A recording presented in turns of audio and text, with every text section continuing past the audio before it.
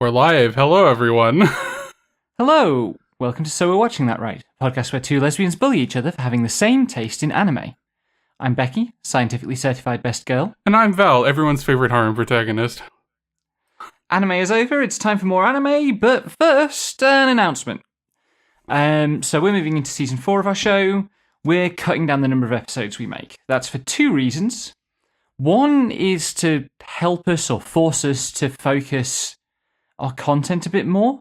Reduce the number of times where I just fail to do the notes prep thoroughly and end up reading out a list of plot beats from anime that we've watched. Mm-hmm. And then the other is to cut down my editing workload. We are also going to be looking into getting a pro editor for at least some of our episodes because the workload this spring has been kind of ridiculous. Yep. This is what I have been bugging her about for a little bit, but this is going to be good, I think. Yes. Current plan is to do 6 episodes a season instead of 12-ish. 3 of those are going to be kind of check-ins with currently airing anime. So we'll do one sort of when we've had first impressions of all the shows we're watching, one halfway through when we evaluate how things have changed, and one to wrap up near the end or kind of preview the conclusions of shows, depending exactly how it ends up. And then for the other 3 episodes, we're going to be talking about either older shows that we're watching at the moment, or shows that have had a big effect on us in the past, or a mix thereof. We're going to start that sometime late next week with a deep dive on Konosuba. Mm-hmm. But now it is time to tier list. Yeah. The current seasons, or the season that's just finishing, which has been excellent and bewildering and a little bit overwhelming. And are we really starting with does it count if you lose your innocence to an android? Yes, because that's how it ended up in the, This is I made the graphics, and the file names are what determined what was in this list and what order. So, it's kind of all over the place, but what would you say does it count if you lose your innocence to an android deserves in this scale, do you think? Of the outright smut we've watched, I think it's my favourite. That's not surprising. It's also that's not a high bar to clear. Yeah, I was thinking a C. Yeah, I think it's a C. I think if it had actually paid off the arc it randomly started building halfway through the run, maybe I'd feel better about it. But it just kind of it spends 3 episodes setting the thing up and then 3 episodes doing nothing with that. So What are we going to do? That is kind of the problem with the 5-minute smut adaptations, is they really just want the excuse to fuck, which the source manga is often, also about that, but often there are other things going on. Also, I really didn't need the episode where Akane randomly turns into a baby. Yeah. God. Which was the last one. That was literally before the... It wasn't the last one. No, it was before the OVA, before the extra episode. It was the episode 8. and then the extra one... Yeah. And then the extra one was them fucked for 5 days straight. Right, yes. Yeah. Which... I thought that was episode 8. Anyway. Nope. That was the OVA. At least they had fun. Yep. Holy Grail of Eris. This is a tricky one. I got really excited when I thought we were going to have another core of it briefly. But I think it needed that, and it needed to be paced for 2 core, because it's so dense, so much happens. Yeah, I think it's definitely... there's so many characters. Suffering from adaptation, because they're the series, the light novel series is finished, but I don't know how much of it this adapts, and I would be up for a second season, but it definitely feels like they were trying to cram it all into one. Yeah, I don't think they even got to episode or volume 3, honestly. It's definitely this was probably a very robust light novel, and they wanted to try and show off what they could of the series, but it just it's a little dense, yes. But I still really enjoyed it. Like the ending, oh god, excuse me. The ending, particularly with how it did the denouement. Mm-hmm. It's just like racing through everything, and I think to me it's a B. Yeah, I was also gonna say B. We weren't expecting much from this. Yes, which is also worth saying. Like, we started out going, okay, this is going to be something to try, but I don't think we're going to stick with it. And it ended up being one of the surprises of the season that it wasn't a low C, honestly. Yeah. It had some really good twists in it, like some late season reveals are like, whoa, what? Yeah, which is like really fun as a thriller to watch that happen. Speaking of things that were expectations were incorrectly set, I guess. Isekai office worker, the other world's books depend on the bean counter. We dropped this, but we did get quite a long way into it before dropping it. Yeah, I still think it was doing interesting things, but then, it fell back into being toxic yaoi. Yeah. There was just a point where it got really uncomfortable to watch. Mm-hmm. But if it had been like, if it had just stuck to doing its isekai thing, it was doing interesting things with that. Yeah, frustrating, really. Also, since we're on the topic of stuff we've dropped, I'm gonna put Daily Life of a Part-Time Torturer, which we also dropped after one episode. That is easily the lowest, the bottom show of the ones that we spent any time on at all this season. Yeah, there's not much to say on that. Just profoundly misguided as a concept. Yep. I'm the one who kept watching a Misanthrope Teaches a Class for Demi-Humans, which I haven't finished because I think the last episode is available now, but it's not something that I watched because I was playing Helldiver. No, there is actually 2 more episodes. Okay. But so I'll get around to finishing that. But I think it's a solid B. It's very up my alley, but it's also like mostly just fascinating as an object because I haven't talked about this on the podcast, but the author for the light novel used Niji Sanji streamers' phrases as a guiding post for how to write chapters. Oh, right, yeah. And it was completely bizarre to realize that. And so that's why there's all these little random asides that, some of them made it to the show, some of them didn't. But it's just you can use a lot of things for inspiration, and it was really interesting to see that. But I'm also it's kind of a weird setup, and the rom-com-y-ish situation with the power dynamic of a teacher and students is sketchy. Yeah. I still enjoy a lot of the characters, but I'm fully aware that they could have done better, and I think it's probably a low B, and that's fine. Yeah, the one arc of it that I watched with you was really good. Mm-hmm. It was a casualty of just how many shows we were trying to watch. Yeah, for me, I do think it has a lot of really strong characters that are, mildly stymied by the premise, and it's hard to really comment on that until I see where it goes in terms of both the show and the light novel, because the show is actually adapting past where is available in English right now for the light novels.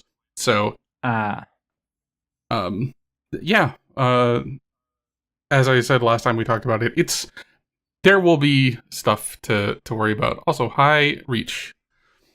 Oh. In the Clear Moonlit Dusk.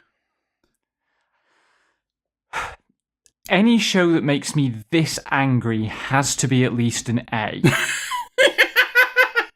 Because I make you angry and I'm an A. You, babe, are an S+. Wow.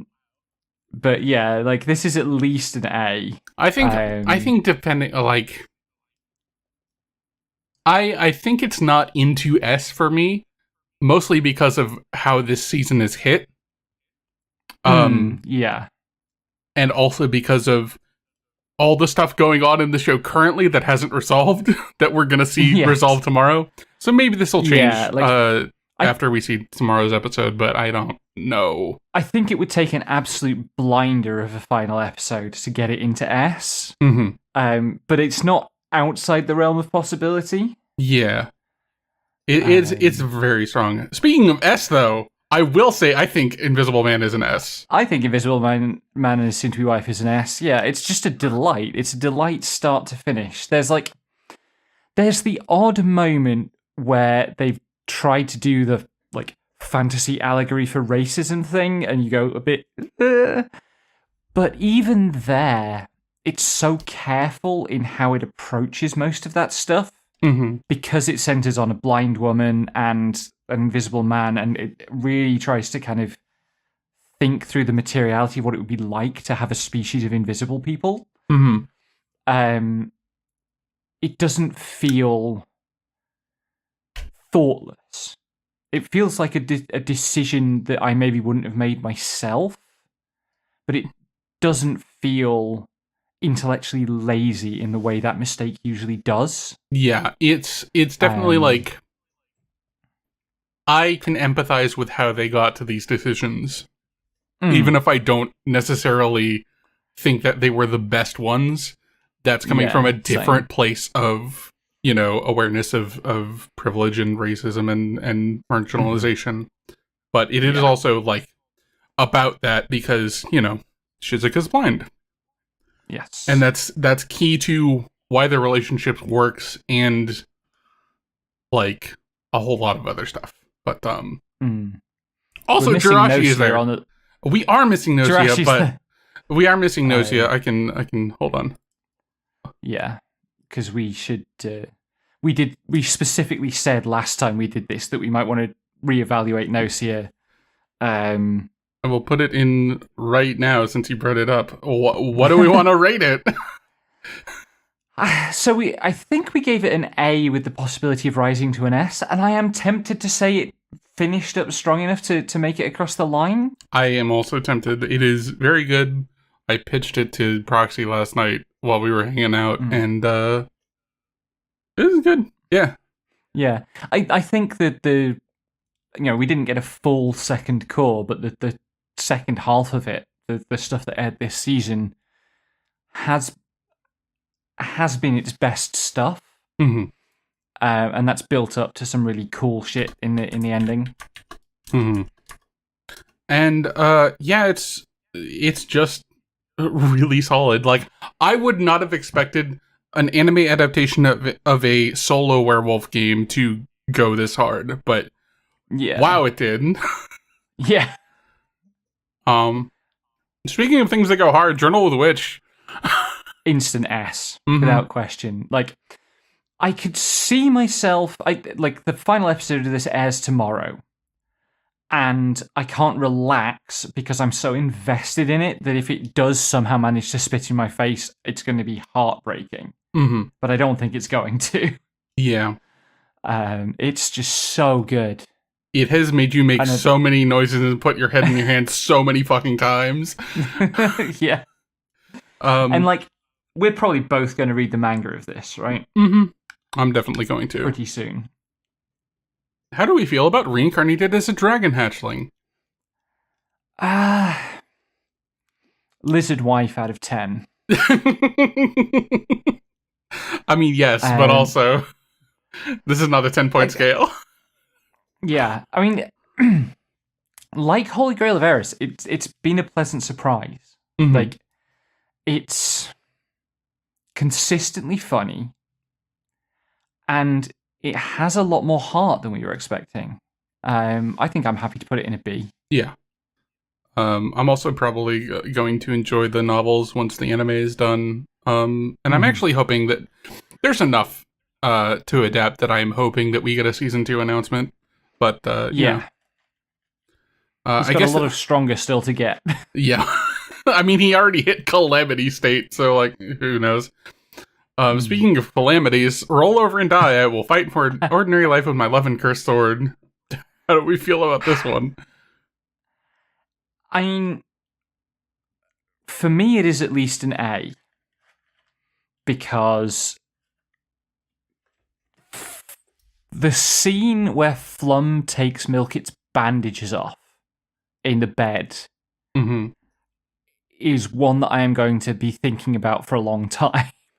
Listen here, anime industry. This is how you get my wife. It's just have a gay scene. I think it's like high B for me. Like I will probably like read more of it, but I don't.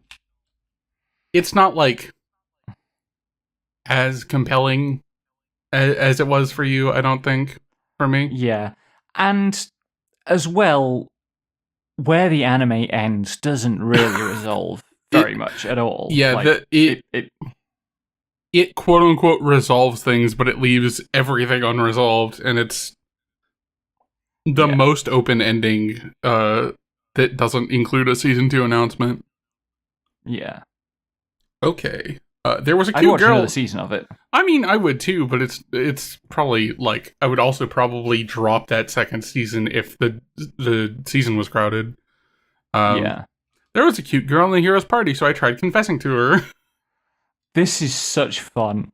Like, it's not super intellectual or anything, but it's such good fun. Yoki's such a dork.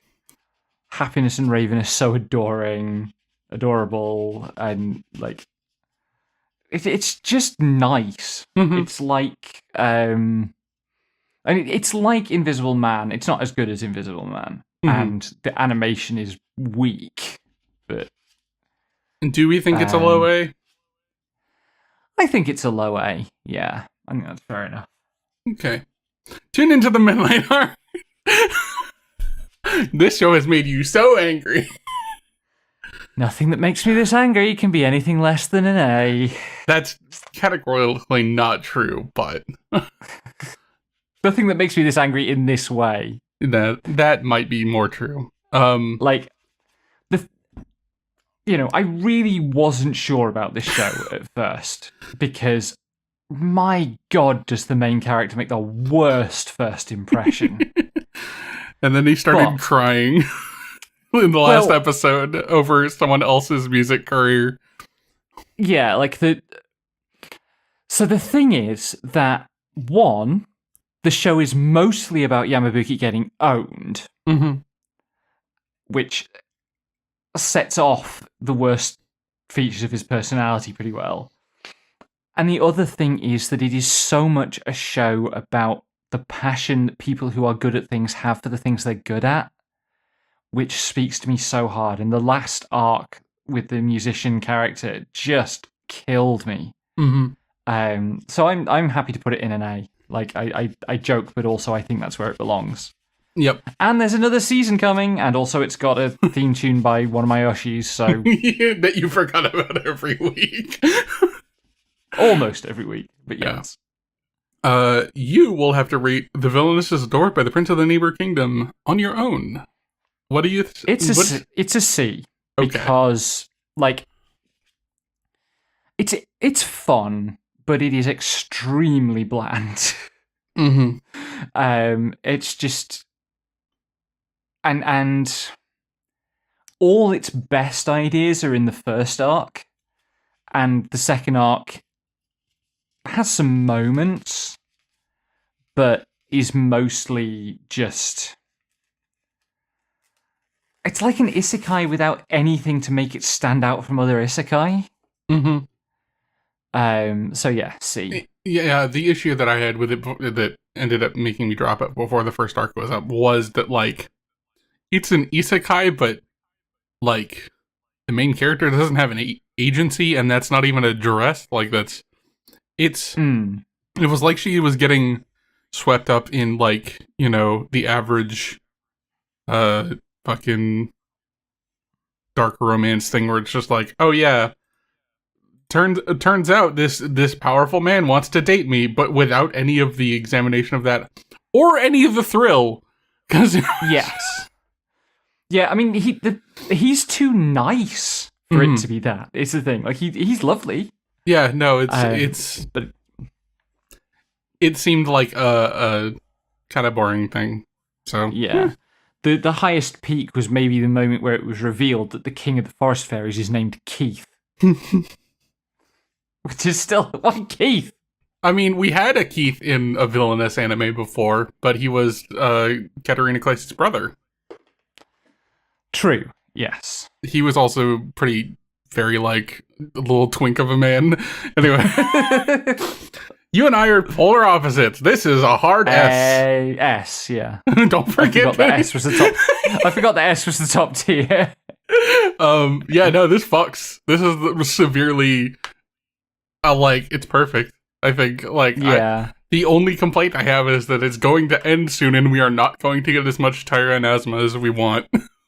Yeah. And there isn't the material for a season 2 either. Yep, they're basically adapting the entire thing, so. I love them so much. Unlike you can't be in a rom-com with your childhood friends. I need to work out how to stab an anime. Which means it's at least an A. I backed myself into a corner on this one. Oh, this show makes me so mad. It's so funny how mad it makes you. Right next to Tune Into the Midnight Heart. It makes me more mad than Tune Into the Midnight Heart, ultimately. It's... Oh, man. It's not often I take the boys' side in a rom-com, but AU suffers so much from these stupid bloody women. And that was what I was saying at, episode 2 or 3, and you were calling bullshit on it, but I'm right! I was confused because of Yamabuki. I love you so much. I apologized to AU on one of our podcast episodes for that mistake on my part. He's fine. He's trying his best. And to be fair, so is Runako. But the other 3 girls just need to be Haru is dumped also in a river. Haru is also trying, that she just doesn't realize what she's trying at until the end of the show. Yeah, okay, fair. So A then. Okay. I won't complain about that. I was not gonna push for an S because it is also infuriating, but it's peak rom-com bullshit like Hanakimi. How do we feel about this one? B for BL, I think. That's fine. So it is riotously funny, and its touching moments are genuinely touching, and it is absurd in a way that appeals to me, but also it shows its age, and we cannot really let it go higher than a B, because when we got to the last episode, we both spontaneously said, I'm glad this is the last episode. Yep. So, and we probably won't be watching season 2. Probably not, no. It'll we can come just up. Watch Princess instead. You keep mentioning it. We might as well. I'm inflicting some real horseshit on you. It's your turn to make me go, oh, maybe I don't need to feel bad about my taste in anime. Princess will do that. Sentence to be a hero. We dropped this pretty early. We dropped this one. Yeah, it seemed more interested in the less interesting parts of its ideas. Mm-hmm. And although I felt that the animation was very good, it rubbed you the wrong way. And the vibe was weird. Mm-hmm. So yeah, the Shibo Yugi, playing death games to put food on the table. So for me, this is definitely an S. I'm obsessed. Mm-hmm. And we just got a movie announcement this morning that's coming out this summer, which I will be watching for sure. If you're happy to put it in S, then S it is. Yeah, it's...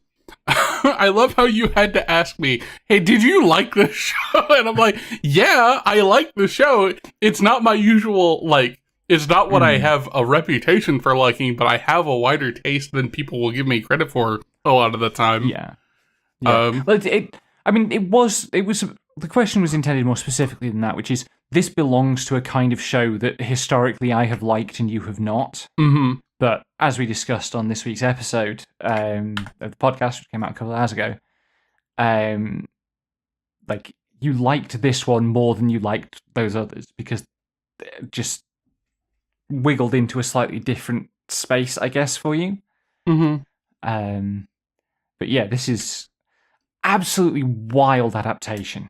Like, having read one of the books, incredible set of adaptive moves to end up with a show that feels like this. Mm-hmm.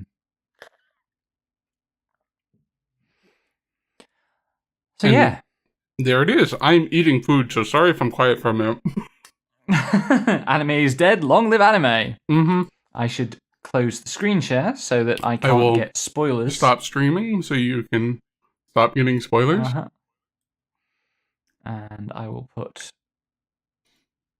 no, not that one. That would be a bad one to put over there. That one. There we go. Okay.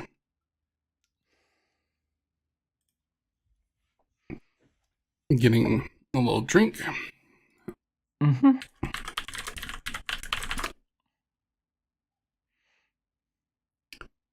Okay. And then Val is going to read me a bunch of text that I will not believe. Rooster Fighter. We're starting off strong. Keiji, the neighborhood cock of the walk, is more than just an ordinary rooster. He's humanity's greatest defender. His opponents may be 10 stories tall, but nothing is bigger than his stout heart and his fearsome battle cry. Cocky coco! I'm so glad Kira is getting work. Anyway.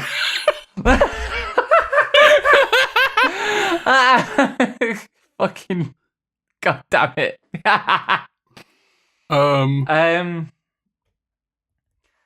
I want to give it a try. Mm-hmm. I don't know if you want to give it a try or I give it a try on my own, but like, yeah, it's you can give it a try on your own. I think I'm gonna pass. Okay. Also, there's already 2 episodes out, so well, it'll be easy for me to give it a try then. Mm-hmm. Okay. The next show, Agents of the Four Seasons, Dance of Spring. When the agent of spring, Hinegiku Kaio, is abducted, spring itself vanishes, plunging the world into unending winter. Refusing to give up, her devoted guard, Sakura Himedaka, searches for her for years. When Hinegiku suddenly returns, the two set out to restore the lost season, face the past that tore them apart, and reclaim the warmth they refuse to lose again. That's a fucking cool pitch. Mm-hmm. I think that's worth trying. I love that pitch. Yeah, we'll put that in the maybes. We're not watching Classroom of the Elite 4th season 2nd year. First semester. And we're not yet watching Reborn as a Vending Machine. I Now Wander the Dungeon season 3 because we haven't watched season 1 or 2 yet. Yes, we will get to that at some point because we have to. And have you watched any of it? I've watched the first season, but we're not watching the beginning after the end season 2 because we haven't watched the first one. We don't plan on it. We're not watching Dr. Stone Science Future Core 3 because we're not watching Dr. Stone. Do I have an actual translation for this one? Not really. Okay. Always a catch. The fish I missed was big, but I caught another. But the fish I caught again was too big. Okay. From a very young age, people noticed that Maria, the youngest daughter of a duke, was filled with potential. She was raised as the heiress of her house until the birth of her baby brother relieves her of her duties. She scrambles to find a husband, but all the eligible bachelors in her duchy are taken. At this rate, she's doomed to the life of a spinster. Maria decides to study abroad in Rubini in hopes of finding a husband with the help of her distant relative Ida. But in a twist of fate, the crown prince breaks off his engagement with Maria, even though they've never met before. Huh? I don't remember getting engaged. Enjoy this fluffy rom-com with a late-blooming villainess. So we're watching that, right? Yeah, I think so. What was it called? Something catch. Always a big catch. Always a catch. Nigashita sakana wa okita kata ga tsuriagata sakana ga oki sugita ken. I almost made it through that entire title without stumbling. Well done.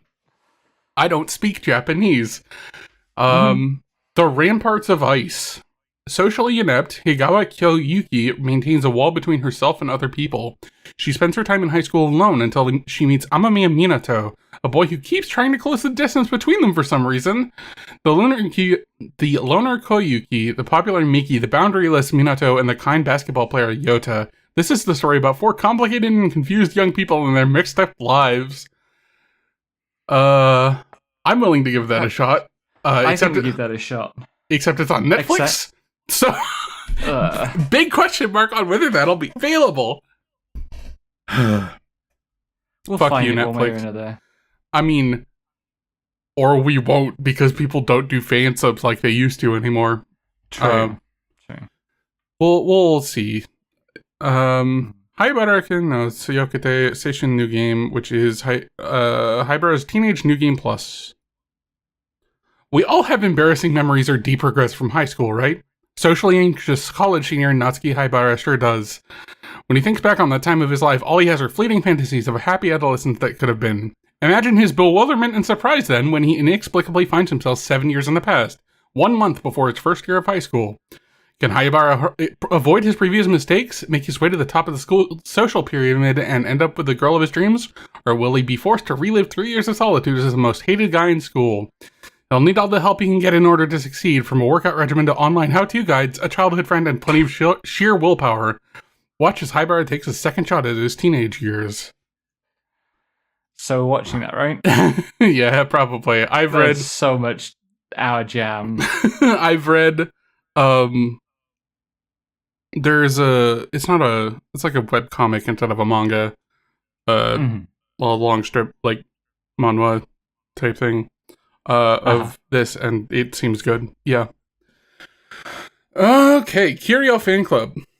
For Aimi and Nami, the answer is to cry tears of joy for being able to pinpoint at a distance the object of their affections, Kiryu, from a single toot. These are the kinds of deep philosophical questions the two friends/rivals in romance pose to each other to prove their love for this boy who hardly seems to know they exist. That won't stop them from conducting nightly rituals to entice them into their dreams, though, or listing out what exactly they like about him down to the very last organ. But when push comes to shove, will they choose their hilarious friendship over a shot at love? What? So we're watching that, right? Yeah, I think so. What the fuck? Oh, God.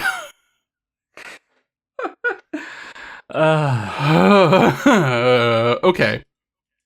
Kamekami Girls. This is the story of the seven sister unit Kamekami Girls, children of the rice deity, born from the tradition in a single grain of rice 7 gods reside. When their mother, the deity of rice or the rice god queen, was called back in haste to the celestial realm, and no longer able to return to the earthly realm, they search for her traces using Usa City, Oita Prefecture, as their base and teleport to Hachiman shrines throughout Kyushu Island. As they solve local problems, they learn about food, take part in cooking battles, and grow. I don't know about that one. Yeah. Undecided on that one. Yeah, I don't think so. It could be, depends on how funny it is, honestly, but I don't think that's going to be our bag. Yeah. I will leave that off then. Maybe I'll give it a shot on my own. Alright, let me see if I can get this one. Matakoro, that's not a... Killed again, Mr. Detective!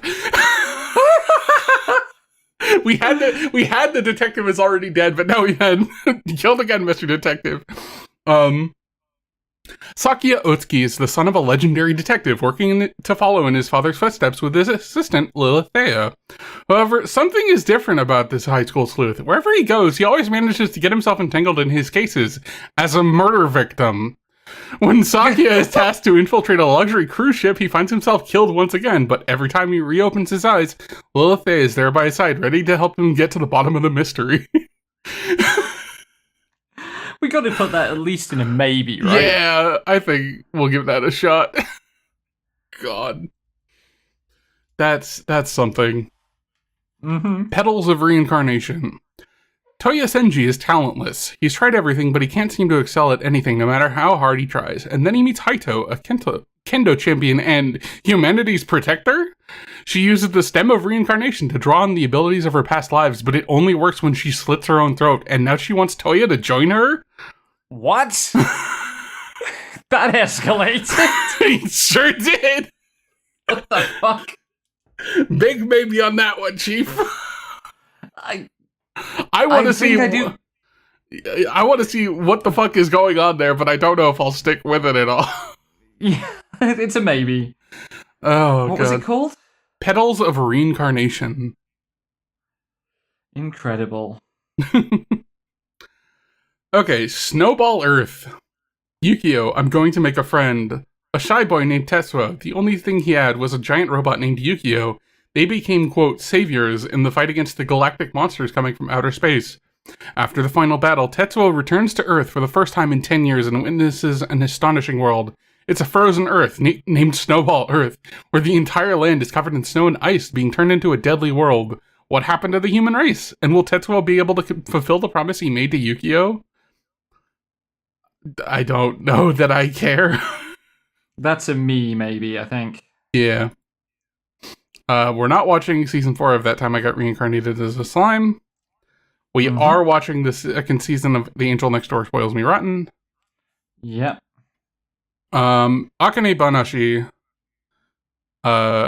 With only your voice and body, master the art. Akane Osaki, captivated since childhood by the magical performance of her father, Shinta Arakawa, witnesses a shocking incident during his decisive performance for promotion to Shinichi, master rank.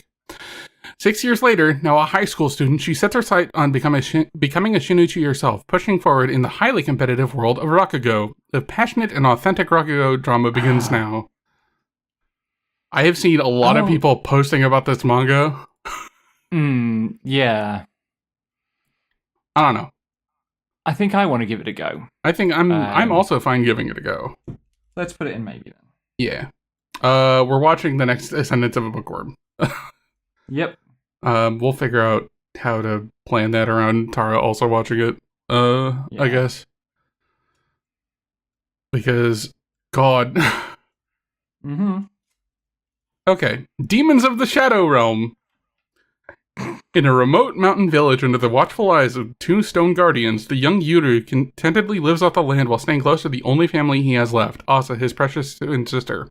Asa, meanwhile, carries out a mysterious duty on behalf of the village while locked in a cage. Why is Asa a prisoner? And what other secrets does your otherwise idyllic home hide? Damn it. The last bits of that kind of hooked me a bit. Yeah, I'm fine throwing that in, maybe. What was it called? What was it? Demons of the Shadow Realm. Demons. That's the most generic title. Extremely. Okay. Mao. Nanoka passes through a portal into the Taisho era, where exorcist Mao reluctantly rescues her from the jaws of a grotesque yokai. When Nanoka gets back to the present, she discovers she has some new incredible abilities. She returns to the past looking for answers, only to get caught up in Mao's investigation of a series of gruesome murders. As her questions about herself multiply, Nanoka learns that Mao is cursed by a cat demon named Byoki, and so is his sword. If anyone but Mao attempts to wield it, they are doomed, but when Mao's life is in jeopardy, Nanoka picks up his blade and swings. Yeah. We've really taken punts on shows that had pitches a bit like that before, and it's not really paid off. This one is named Nezumi-kun no Choki, and there's literally no information on it. Nezumi-kun no Choki? Chokki. Huh. Something about a rat. I'll look it up, because I like rats. There is... Yeah, it's, there... Source other. There is no information on my anime list or on AniChart. I don't know that... Incredible. I don't know that this is going to be anything. Very rat-like of the show, to be honest. Yep. Does it exist? Is it there? Will we be able to catch it? Welcome to Demon School Irma-kun Season 4. We're watching that shit. Uh-huh. It's a music festival. Oh, right. You have told me some stuff about that. I told you, like, one thing about it. And that's some stuff. Diamond no Ace Act 2. We're not watching that. Kusunoki's Garden of Gods. Deep in the countryside. Okay. Deep in the countryside, Minato Kusunoki is left in charge of a terrifying house overflowing with evil spirits. Or at least it was until his extraordinary ability cleared them all out. Instead, a procession of unique and peculiar gods is drawn to the comfort of the purified Kusunoki residents, and Minato spends his days relaxing in the company of his spiritual neighbors. What else lies in store for Minato as he lives peacefully surrounded by gods? This sounds like it's going to be too cozy to be interesting. Yeah, that's a genuine risk. I'm prepared to be persuaded that it's got some teeth, but I want to see some evidence of that before I commit to watching it. I sent you the one of the images from my anime list. It looks cute, but yeah, it does look cute, but yeah, it's cozy. Mm-hmm. I will probably give it a look to see if it's funny enough to keep up watching, but it's fine. Mm-hmm. Maho no Shimai Ludoto Lily. Does that have a translation? Magical Sisters Ludoto Lily. Yep. That's Fu and Rui. Yeah? Sorry, go on. It's original. I saw something about it, I think. Fu and Rui, who used to be close but have been a bit distant from each other recently. One day, Fu encounters a mysterious spaceship and gains magical powers. At that same time, Rui also gains magical powers and both transform into the adults they dream to be. The sisters' power comes with two conditions. Their magic powers can only, be used in 1 year and no one must know about it. Unaware of each other's secrets, Fu and Rui becomes active as idols. Sure. This sounds like a put it in a maybe. I don't know if I'm that interested. Put it in a me maybe then. Yeah. Mistress Kanan is devilishly easy. Here's some dumb bullshit. Yeah, tell me about it. Kanan, a female demon, infiltrates a high school with the goal of devouring some delicious human souls. She sets her sights on the perfect target, a teen boy named Kyogi Yoji, and goes in for the kill, only to somehow end up in a relationship with her instead. Kanan's never been in love before, and this oddly innocent demon creates absolute chaos as the two venture into romance with a first date and beyond. So we're watching that, right? Yep. I was expecting that response. Needy Girl Overdose. We're not watching that. No, that scares me too much. Onegai Ipri. We're not watching No, not for the show. Okay. An observation log of my fiance who calls herself a villainess. Don't you fucking dare. No, that's the name of a show. I didn't know they let you make anime.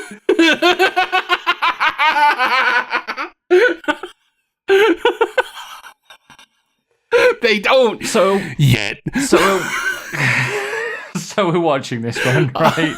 Let me read the description. Bertia is reincarnated into her favorite otome game, not as the heroine, but as the villainess engaged to the perfect crown, Prince Cecil. Fully aware that her role is to sabotage his future romance, she's determined to bloom as a wicked flower and wither away, according to the story. But no matter how hard she tries to scheme, her evil plans only make her more endearing. We're watching that. Yeah. Oh, I'm gonna be so bullied. Why? I'm the villainess between us. You can fucking try and bite me, Sarah, but good luck. Hello, I love you. Oh, God. Fucking Christ. Ghost Concert Missing Songs. The anime takes place in 2045 in a world where songs have been banned. Instead of humans playing instruments and creating music, a music app called Mukes is in charge of these things. It's spelled MIUCS, like music but shuffled. What the fuck? Yeah, just like that message from Tara. High school student Saria goes out with her friends one day, but she happens to hear someone singing, which is supposed to be prohibited. What she finds is a lone ghost, a great ghost who has appeared from outside this world. What does that mean?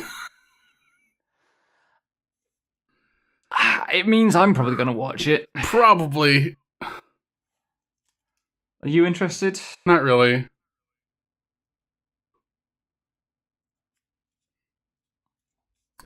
Okay.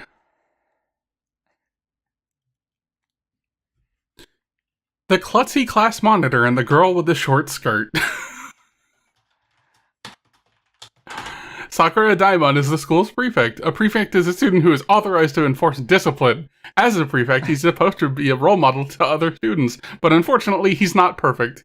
Kohinata is one of the people who Sakura Daimon has tried to discipline into wearing appropriate school attire, but she has thus far been disobedient, and so this is a story of the two interacting with one another. So we're watching that, right? Yeah.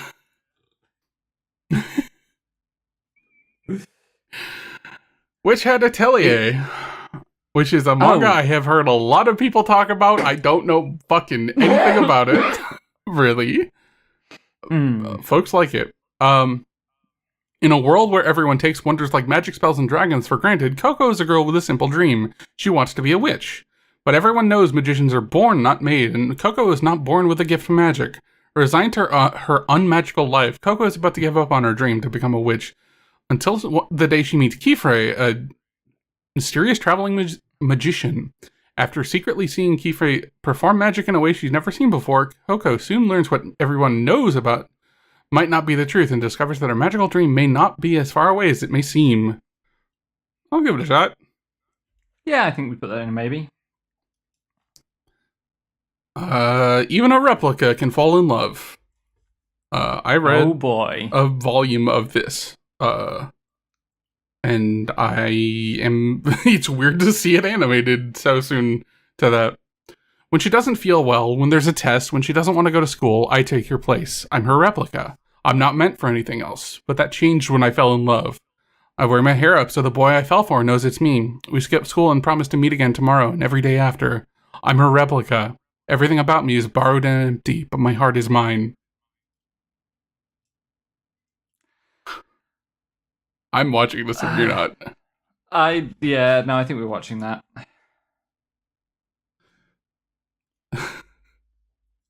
I made friends with the second prettiest girl in my class. Maki Maihara, the class outcast, finally makes his first friend. Umi Asanagi, the second prettiest girl in class and the center of everyone's attention. He's convinced she's out of his league, but as their unlikely friendship grows, Maki starts to wonder, could there be more than just friendship between them? So we're watching that, right? Yeah. Good grief. That's 11 in that category already. Sorry, anime is good. Liar Game. Wishing she would live up to the ideal, Kanzaki Nao's father named her thusly for honesty. Nao has more than lived up to her father's wishes, even exceeding them and earning the label of a foolishly honest girl. This makes Nao the least qualified candidate for the high-stakes Liar Game, where winning requires deceiving the opponent out of their money and losing means receiving massive debt. However, that doesn't stop a box containing 100 million yen in cash and a card informing her of her participation in the game from arriving at her doorstep, nor does it stop her from being promptly tricked out of the entire sum of money. Upon hearing that a genius swindler, responsible for the bankruptcy of a major corporation, is being released from jail, Nao goes to the swindler, Shinichi Yakiyama, to enlist his help. With that, the two are drawn into the dark, greed-filled, and deceptive world of the Liar Game.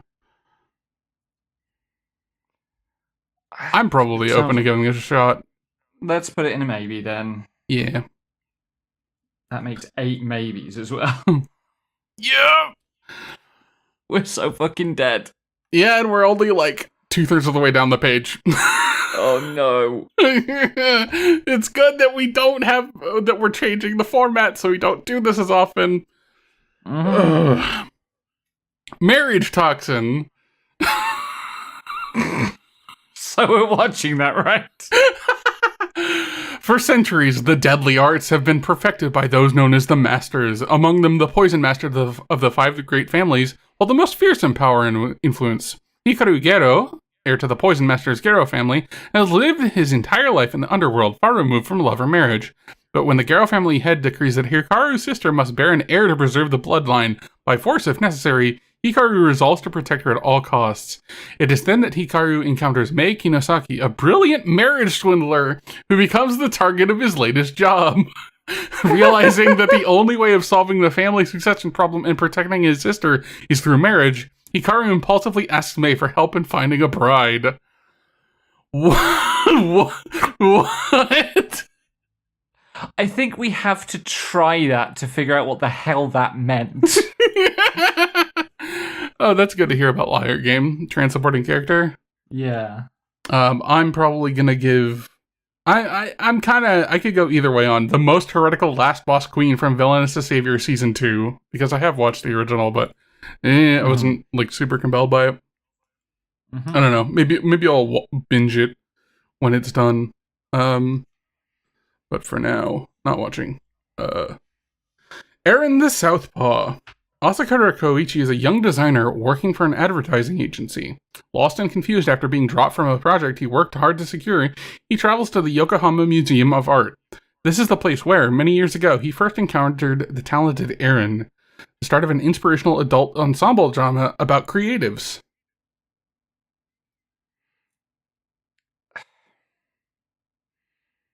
It sounds like it'll speak to me. Mm-hmm. Whether or not I actually want to put it on the list. Are you interested? I'll hear your first impressions. Okay. And we'll see if we add it. Because we're not... What was it called? What was it called? Aaron the Southpaw. E-R-E-N. The Southpaw. We're not going to be as strict on, we need to have everything watched every week. Yeah. So, it's going to be fine. And here's another bit of psychic damage for me. A couple things in a row. Gals can't be kind to a otaku. So we're watching that, right? Fuck. Yeah, we're watching that. Tara, I'm gonna stab you, by the way. I see what you said in Reading Lounge. Anyway. Oh, I haven't yet. Give me a second.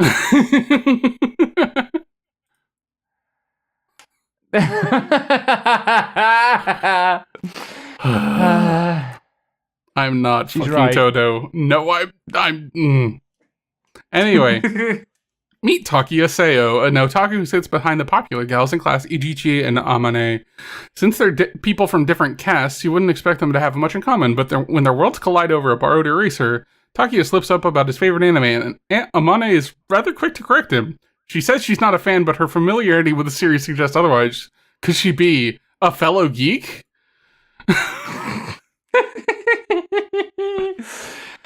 Yeah, we gotta watch that. Yeah.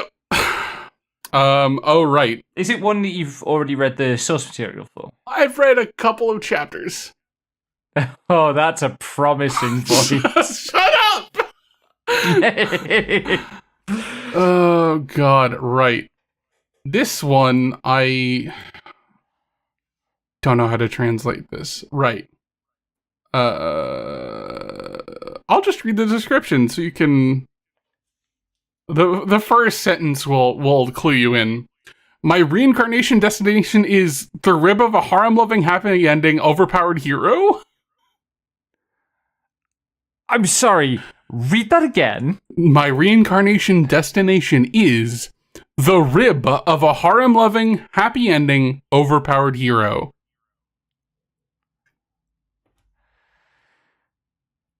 What Book of Genesis nonsense is this? One less step to becoming a girl. If you're already a rib. Anyway.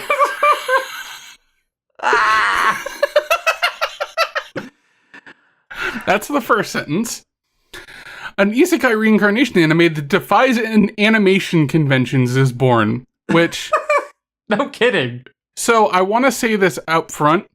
We were talking about the Sekiro anime in our server, and how the studio that was doing it has talked about using AI before. Mm-hmm. This is the same studio, so an isekai reincarnation anime that defies animation conventions. Yeah. Not optimistic about that. The web novel is apparently goofy. He's reincarnated as a rib. How could it not be? Yeah. Beyond traditional animation, this fucking website. The series delivers an exhilarating isekai reincarnation tale through unconventional techniques like stop-motion puppet theater and live action, featuring the aloof goddess in charge of the isekai reincarnations and the protagonist Me, who endures one absurd reincarnation after the other. This is not sufficient. I will read from the My Anime List thing. Mm-hmm. The protagonist of the tale, simply referred to as I, experiences an endless cycle of reincarnation. The narrative takes place in a different universe where people are free to select their next form. However, the waiting list for popular roles like Demon King or Hero with cheat skills and a harem has reached 50,000 years due to a recent spike in applications. The protagonist decides to repeatedly reincarnate into increasingly strange forms because he refuses to wait. These roles include the rib of a hero in charge of a harem, a hermit crab, a vegetable, and even an explosive used to blow up blissfully happy couples. What? If it was not the fucking, hey, we want to use AI studio, I'd be more interested in watching this, but I'm probably going to pass. Yeah. It feels like that is simultaneously the most interesting and also the least of interest to us way that they could have gone with that. It feels like the Doki Doki Literature Club of Isekai. That is a cursed sentence. I'm sorry, love. That's so cursed. Yeah? And the fucking rib of a harem-loving hero made by AI, potentially, isn't? Like... Fair. God. What's this one? Pardon the intrusion, I'm home. Tadaima ojamasu arimasu. So this is what it means to have roommates now? Office worker Rinko, 24, lives alone and is secretly an otaku. Shocker. One day, her apartment gets connected to the two neighboring rooms through a hole in the wall. In the room on the left is a fresh-faced yet mysterious guy who is overly sweet to Rinko. The room on the right is occupied by a guy with violent tendencies who's similarly mysterious. But wait, I think I know him. Rinko's only source of solitude, her apartment has been turned upside down. Now every day is full of heart-pounding surprises. I don't know that I care for the... Yeah. That second guy, I was fully on board until the second guy, and now I'm like, yeah, I think violent tendencies, huh? Yeah. I will give it a shot to see if there is something that the synopsis is bearing the lead on with him, but I think... Yeah. Yeah. Okay. Kujima, why sing when you can warble? What? In the fall of his first year of junior high school, Arata Koda encountered a strange thing. In this home comedy, a mysterious creature named Kujima brings new life to the Konoda family, where the atmosphere is slightly tense due to the concern for the eldest son, a Ronin student who is preparing for the entrance examination. By the way, the creature, who calls himself Kujima, speaks normal language and eats the same food as humans or insects. Did he come from outer space, or did he... Is this Tamama Market for boys? I don't know. I don't think I'm going to bother with that one. Neither will I. Okay. The Warrior Princess and the Barbaric King. Serafina de Laviant, the strongest female knight in the West, was sent to subjugate the barbaric tribes of the East, but when her mission fails spectacularly, she's captured alive and imprisoned. Humiliated and dreading what horrific torture she'll endure, she asks to be put to death. To her surprise, rather than tearing her limb from limb, the tribe leader asks for her hand in marriage. Will Serafina face a cruel and abusive arranged marriage, or will she discover that these tribes aren't as barbaric as she was led to believe? I'm torn. because on the one hand, love stories like this. Mm-hmm. On the other, don't even slightly trust an anime to, like a commercially produced anime, to do it well. Mm-hmm. I might give it a try if I hear from other people that it's worth a look. I'll probably give it a look. But Alright.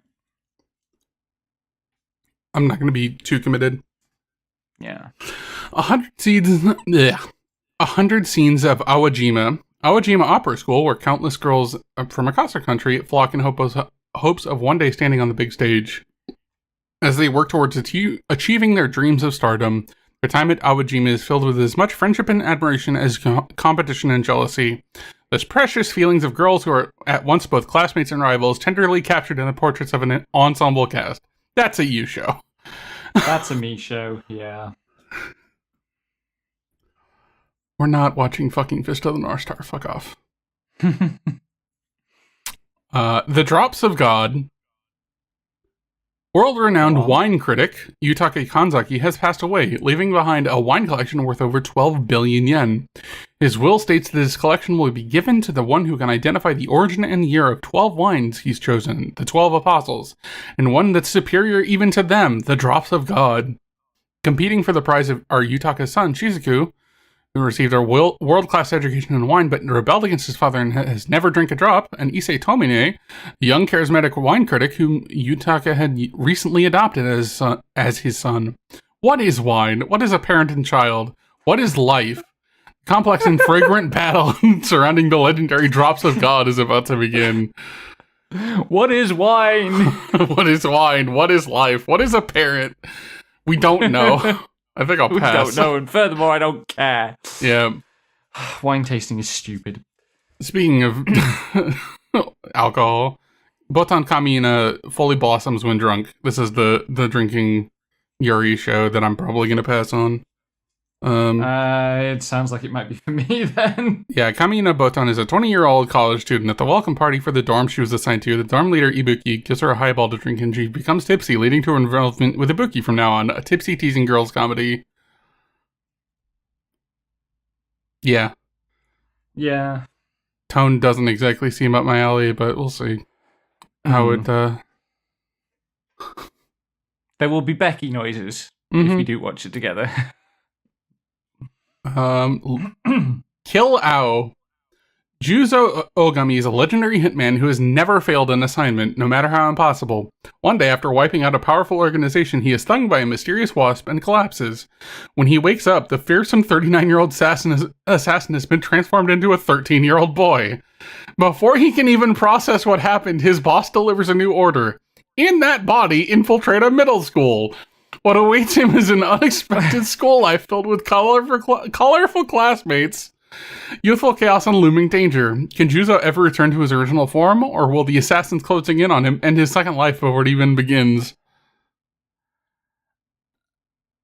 Huh. That sounds like it could be amusing. I really don't know if I want to take it on. Yeah. Maybe we give it a try. Yeah. We put it on me. It's Kill Ao. Oh, yeah. Oh, as in, it's like Kill Bill, right? Yeah. Kill Blue. Okay, Yoa Sensei. High school homeroom teacher Hiyori Hiwamura is known as the scary teacher, and if you offend her, she'll put a curse on you. Or at least that's what everyone believes. She's secretly a total softie who's deeply misunderstood, and once you see her sweet side, she'll put a different kind of spell on you. Unfortunately, one of her students, Akihito Abikura, has accidentally discovered her secret. I don't know. I don't know either. I'm putting it on maybe. I'll probably watch this dumb shit. Okay. I feel like...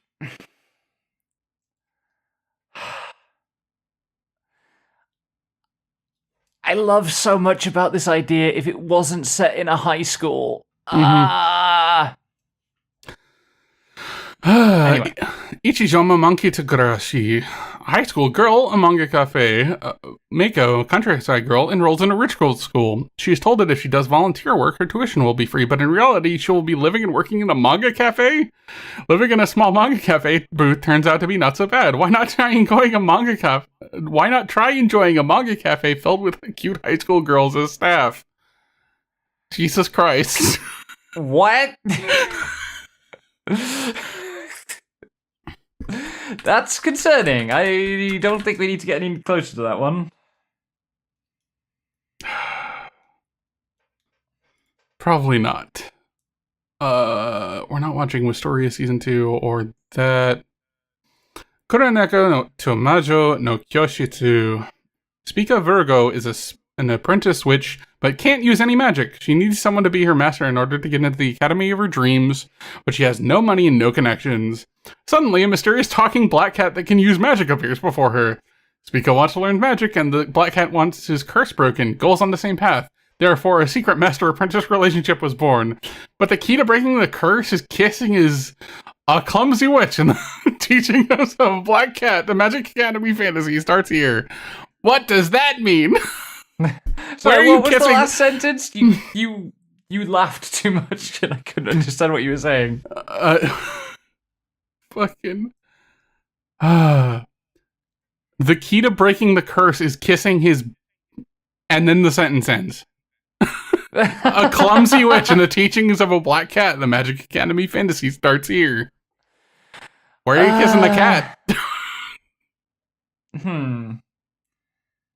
I mean,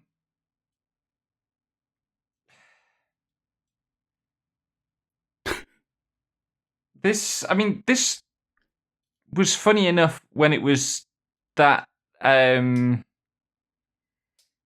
Secrets of the Silent Witch. Yeah. But I don't know that I particularly want to watch another show of this. Mm-hmm. I'll give it a shot. Mm-hmm. We'll see if it's any good. Here's another one that I feel like we're probably going to watch. And then we move on to TV shorts and net animations. I want to end this love game. Childhood friends. I've seen the manga of this on shelves a bunch. Childhood friends Yuki and Miku share everything except their feelings. Ever since 6th grade, they played a love game where they take turns saying I love you, and then whoever gets flustered first loses. Now in high school, their hearts are closer than ever, but will they finally find the courage to confess? So we're watching that, right? Yup. That's too stupid to not have on the list. Mm-hmm. We're not watching that.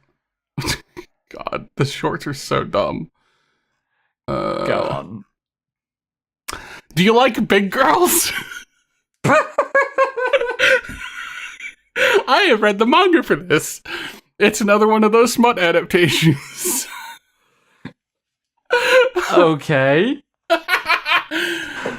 Sota was suddenly made dorm manager and coach of the Hokuei University Women's Volleyball Club, prompted by his older sister, Kaori. There he had a fateful reunion with Ayano, his first love. In the girls' dorm, in the gym, in a hotel, what awaited him were days of being bossed around by girls bigger than him. A happy harem rom-com of size differences, born huge on the northern plains. So we're watching that, right? Yeah. I need to send you this fucking... Whoop, that's some stuff I shouldn't show on air. Everything was censored, but... It's fine, I won't get in trouble. Look at that fucking...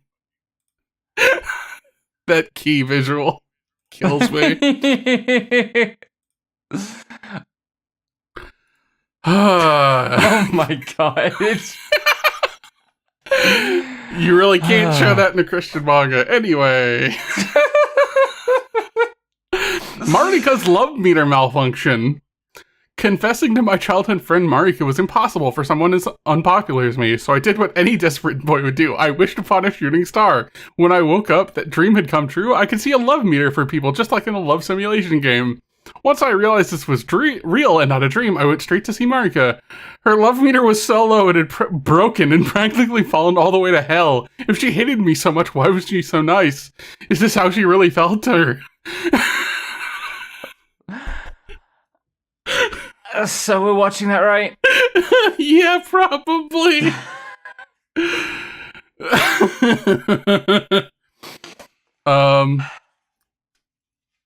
It's a good thing that I will be able to edit this because I need to put the audio in over the VOD anyway.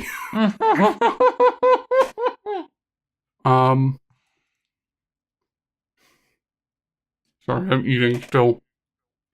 This coffee cake muffin is like just taking a long time to eat because I've been talking. Mm-hmm. Okay, Hyaki Yakusho. Ritsu inherited his sixth sense from his grandfather along with a demon guardian named Blue Storm. Strange things seem to happen around these two, and it's left to them to get to the bottom of all these mysterious events. Each story is independent, but features recurring characters you'll come to know and appreciate as they, each in their own way, try to deal with things not of this world. This is also in the short section. This is not as horny as the other three things in the short section.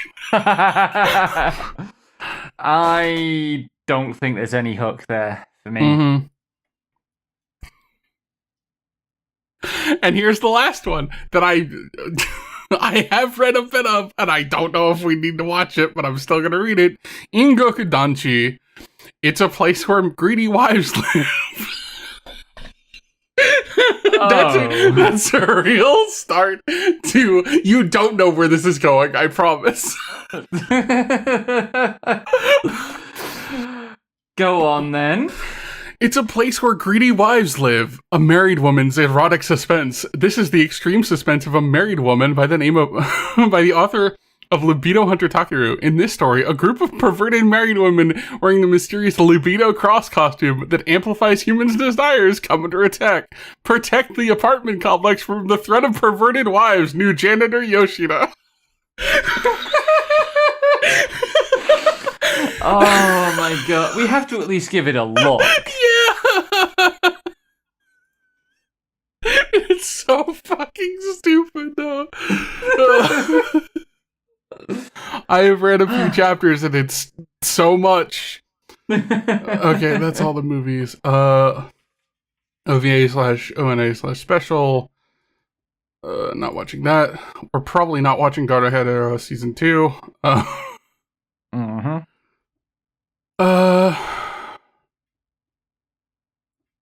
What? Oh, right. We're getting the OVA for Dark History. Of Reincarnated Villainess. That'll be good. Yeah, okay. Love Through a Prism apparently already came out on Netflix in full. Yoko Kamiyo, whose manga Boys Over Flowers and Raptured readers around the globe, brings a brand new classic to viewers worldwide.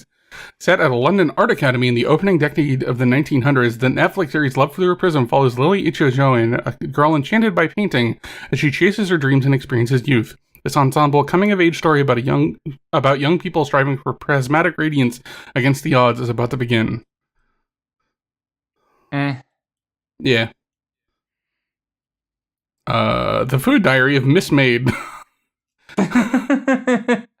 What's a maid to do when she finds herself suddenly stuck in Japan for a year? Eat, of course.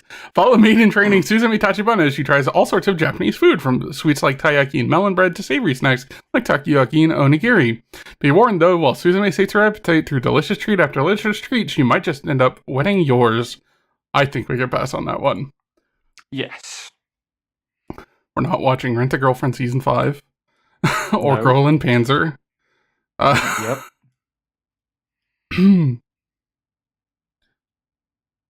Go for it, Nakamura-kun. Nakamura is a shy boy who falls in love at first sight with one of his classmates, his dreamy high school classmate Hirose, but there's a problem. They haven't met yet.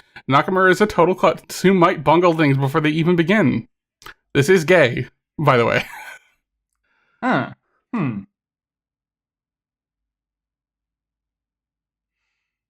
You can shake your head all you like, Tara. I'm, you know, it's not going to stop me from being a dumbass. I'd put it in, maybe. Maybe, yeah. Yeah. And there's an isekai thing for me. The strongest job is apparently not a hero or a sage, but an appraiser provisional. Hibiki, a high school student who is suddenly transferred to another world, wanders along a vast grassland of a fantasy world where monsters inhabit. All he has are non-combat skills such as appraisal. From a hopeless situation, he is saved by encounters, and his all-powerful abilities blossom on another world adventure tale of miraculous reversal cheats burst forth. Yeah, that's some word salad there. But I think that's more or less everything. Have you written down? Yes. 16, so we're watching that right. 12 maybe. Help. 2 definite for me and 5 maybe for me. 7 maybes for you. Help. Anime never stops. 20, 35, 40, 42 shows.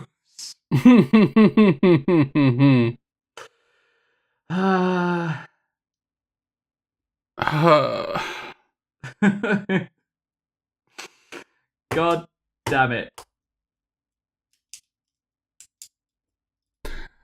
There's no helping us. Not all of them will stick. Yeah. By necessity. But, yeah. good grief. Well, we don't do it to ourselves. Anime does it to us. It's anime's fault. Whoop, shouldn't have that open again. I didn't close the tab properly. Lamau. It's fine. Okay, we're going to be back in a week or a bit with Deep Dive on Konosuba. And we will check in about all these fucking... Excuse me. We will check in about all these fucking shows in about 3 weeks' time. Yep. So Watching That Right is a project of Slimebug Productions. Intro and outro music is by me, graphics are by Val, and our avatars are from Pickery by Slimesign. You can find us on Blue Sky at slimebug.bsky.social, YouTube at youtube.com/slimebugproductions, Patreon at patreon.com/slimebugproductions. Download all episodes from Libsyn at slimebug.pro and join our Discord via the link in the description. Thanks for listening, and until next time, may anime neither betray nor disappoint you. Thanks for watching, and have a good evening. Bye-bye. Bye.